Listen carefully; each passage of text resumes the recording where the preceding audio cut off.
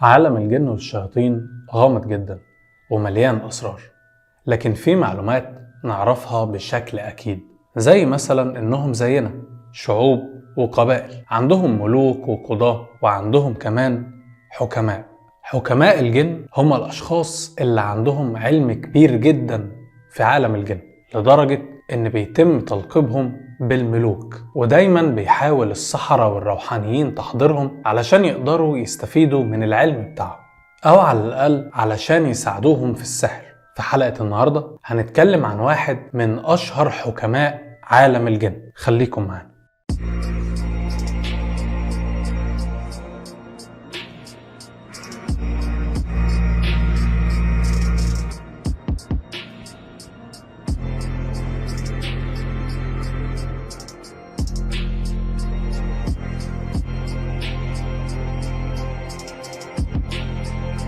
أهلا بكم في حلقة جديدة من برنامج الحاوي، حلقة جديدة من سلسلة حلقات أنواع الجن.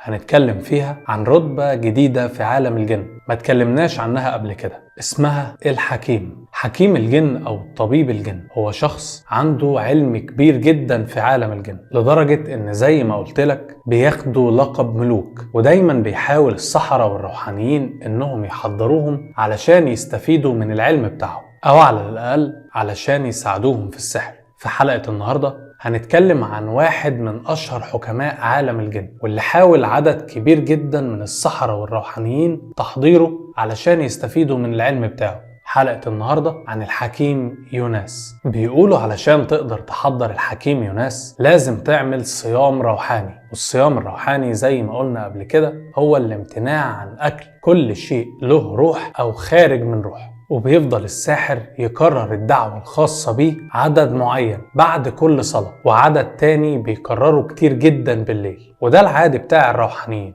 حتى الخلوات كمان اللي بيعملوها. لكن المشكلة في طريقة التحضير نفسها. طريقة تحضير الحكيم يوناس غريبة جدا، بتفكرك بالعادة اللي كان بيعملها أجدادنا زمان وهم بيعالجوا أي حد محسود، وهي العروسة الورق. في طريقة تحضير الحكيم يوناس، الساحر أو الروحاني بعد ما يدخل الخلوة بيعمل عروسة من الورق الأحمر، ويكتب على رأسها مهركوش مرتين، وبيكتب على بطنها كلمة تانية برضو مرتين، وعلى الإيد اليمين والإيد الشمال، وعلى الرجل اليمين والرجل الشمال، وكل دي كلمات مختلفة بيكتب على كل جزء ويكرر الكلمة مرتين. ويمكن الساحر نفسه ما يعرفش المعنى الحقيقي للكلمات اللي هو كتبها، زي مثلا طارش، مارش. المهم بعد كده بيعلق الساحر العروسة مقلوبة، راسها تحت ورجليها فوق، باستخدام 3 أعواد من الرمان الحامض،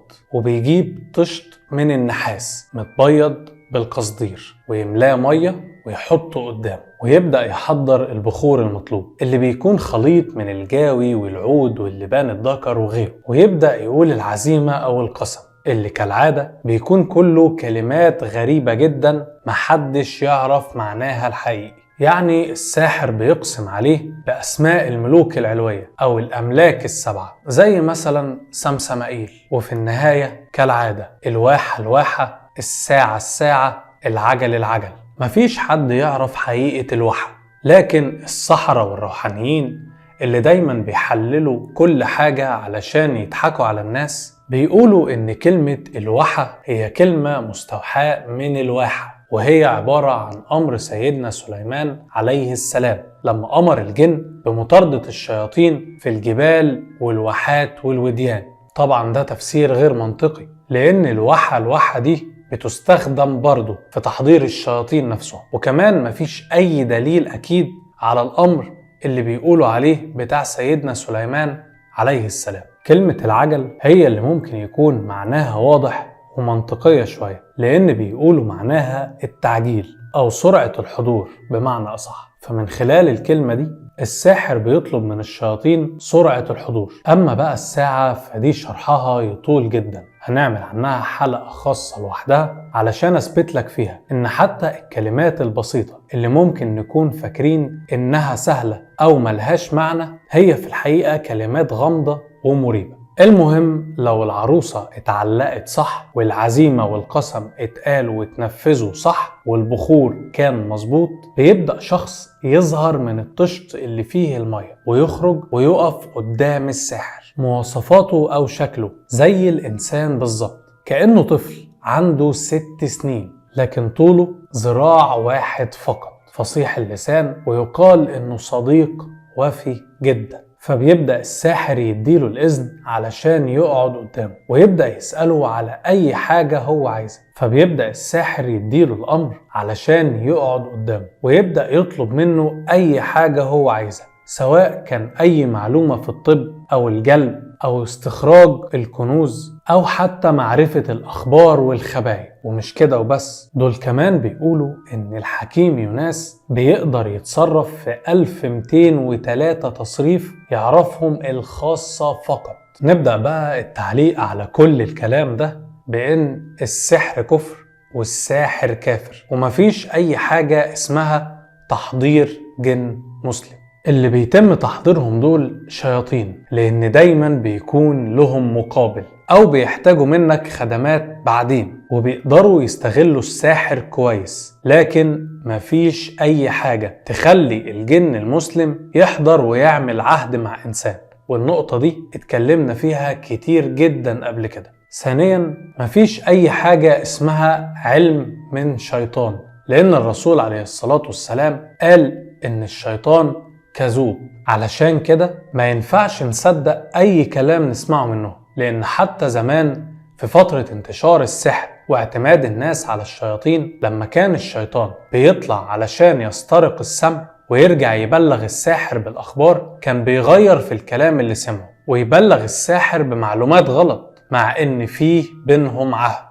ثالثا بقى، ودي الأهم، مفيش حاجة اسمها شيطان صديق وفي ومخلص، لأن حتى السحرة والروحانيين اللي عاملين عهود مع الشياطين عارفين كويس إن الشياطين دول ممكن يقلبوا عليهم في أي وقت، مع إن بينهم عهود، حتى مع التزام السحرة نفسهم بالعهد، سواء كان تمجيد أو تقديم قرابين أو غيره.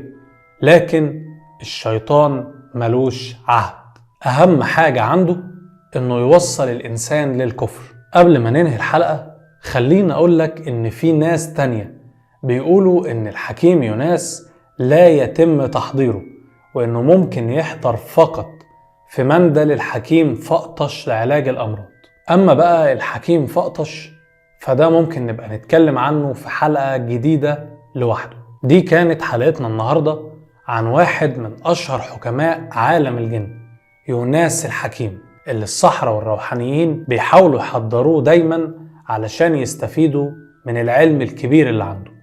لو عجبتك الحلقة لايك وشير كتير جدا، وقول لنا رأيك في الكومنتات. ما تنساش تعمل سبسكرايب علشان تشوف الحلقات اللي فاتت والحلقات الجاية. استنونا.